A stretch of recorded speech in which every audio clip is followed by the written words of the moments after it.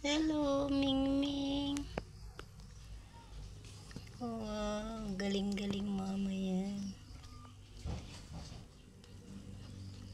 Ayan guys, ito na yung aking mga Mingming.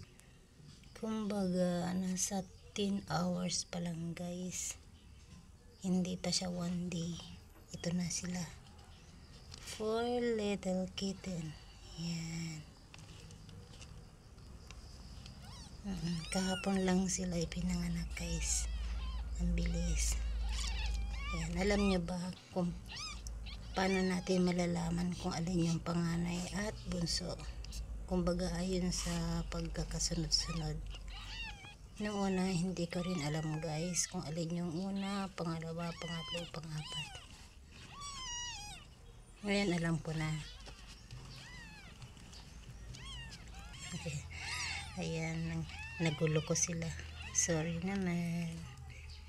Ayan. Bali yung mga kuting ay may kanya-kanya silang didi.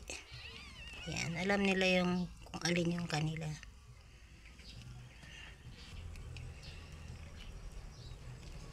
Ganyan sila guys.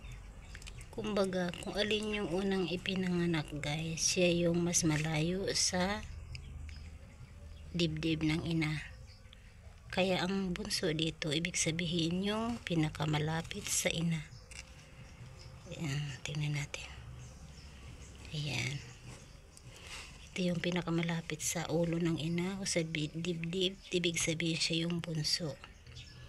Ayan. Ang ibig sabihin yan, ito yung una, first, second, third, fourth. Ganyan sila guys. Mayroon silang kanya-kanyang didi at nakahilira din sila kung saan sila pupesto. Kaya kapag nakuha na nila ang kanilang didi at kanilang pesto, hindi na sila mag-aagawan. Okay. Ito yung aking pinaka unang pusa. Pang-anim niya na itong pagbubuntis at panganganak. Okay. Ayan po ang unang araw na ating update sa ating Meow. Mama Meow and Little Four Meow. Okay. Thanks for watching guys. Bakas lang kayo guys para naman mabalikan ko kayo.